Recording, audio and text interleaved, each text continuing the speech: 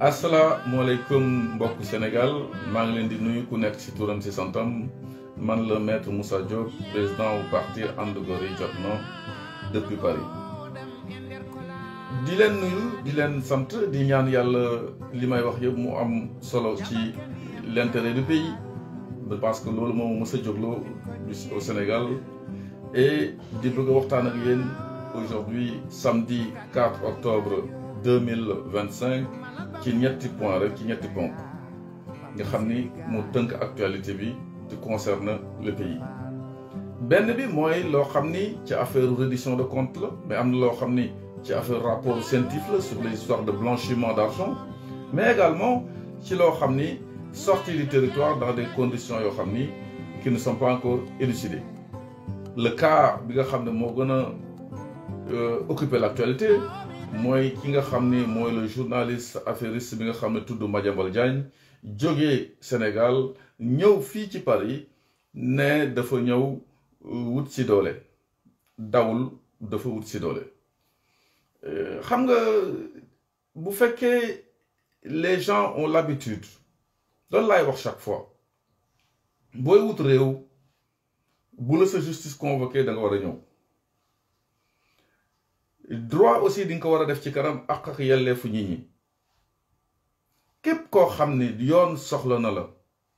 képp koo xam ne administration bi daf la bëgg a empêcher nga génn territoire Sénégal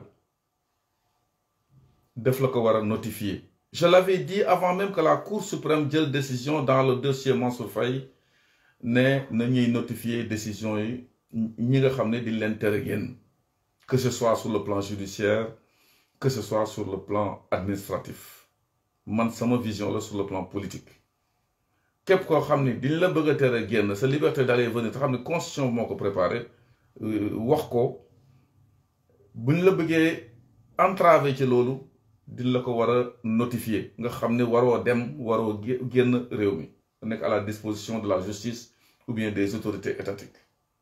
mais mënuñu la bàyyi ba nga dem ba aéroport malgré que la Cour suprême du Sénégal jël na ci décision bu war a def jurisprudence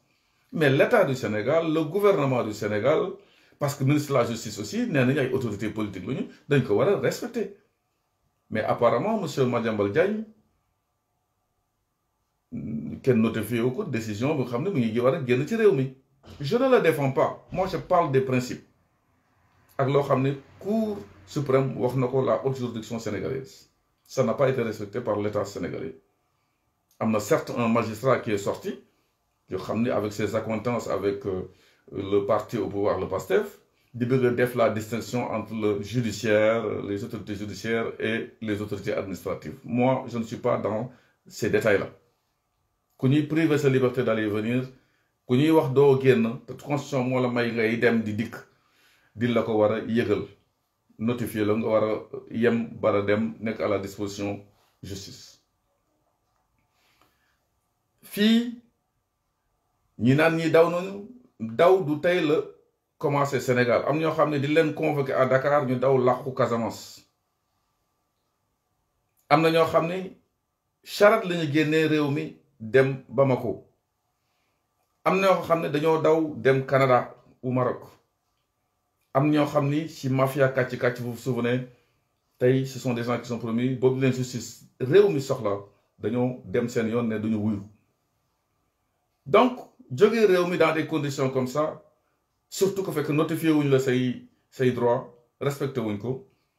ça n'a pas commencé avec monsieur Madiambal Diagne nga xam ne aw ma benn relation ak moom te tey sax bu ñu ma woon pour me défendre que je ne le défendrai pas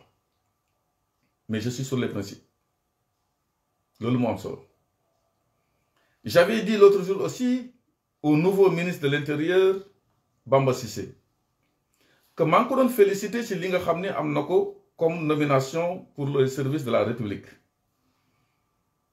musul jiite dara ci sur la chose publique mais je l'avais à l'œil. Première manifestation politique autorisée na ko on a vu le résultat je le félicite mais tey jël na di dégommer des commissaires de police à l'aéroport ou ailleurs à la DIC je pense au motif que monsieur Diagne génn na réew mi te ñoom yëguñu ko te warul woon génn. Je rappelle que moi, en tant que mon confrère avocat, défendre na fi Juan Branco bi nga xam ne il était interdit d'entrer sur le territoire sénégalais dafa dugg par force te ba muy dugg dafa dugg musóoru ba muy génn mu génn en tant que pêcheur vers le nord duggee par la Gambie génn par la Mauritanie ba ñu téye ko fa c'était lui qui défendait monsieur Juan Branco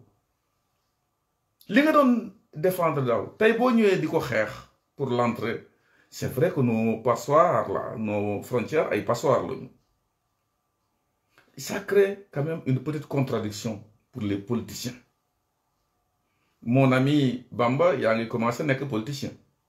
li nga doon xeex daaw da nga pense que da nga ko war a continuer c'est ça la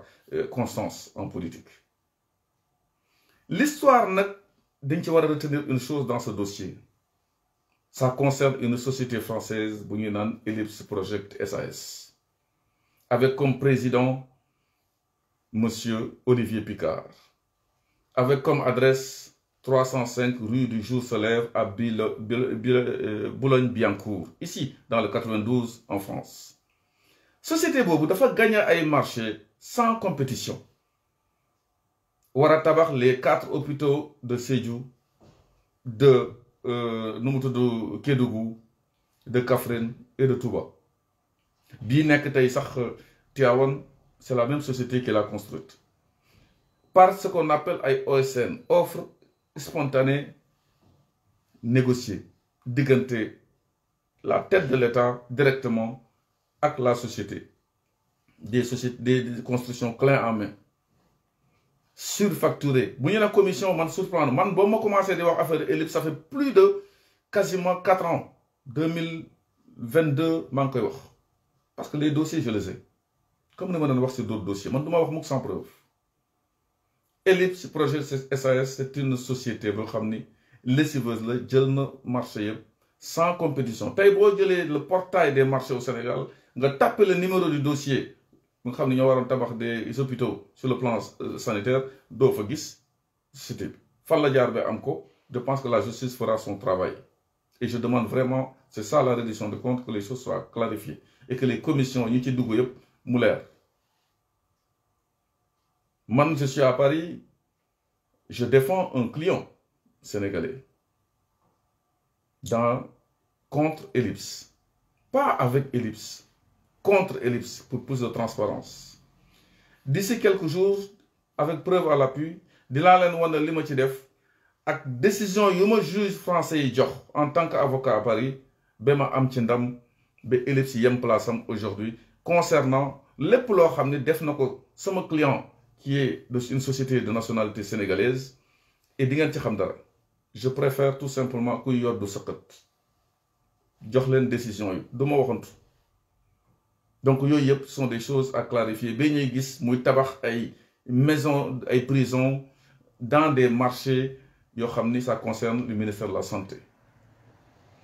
ça paraît un peu bizarre mais c'est comme ça le Sénégal était comme ça deuxième point bi ma bëgg a wax ak yéen mooy affaire FMI FMI lu ñu fi dugal aujourd'hui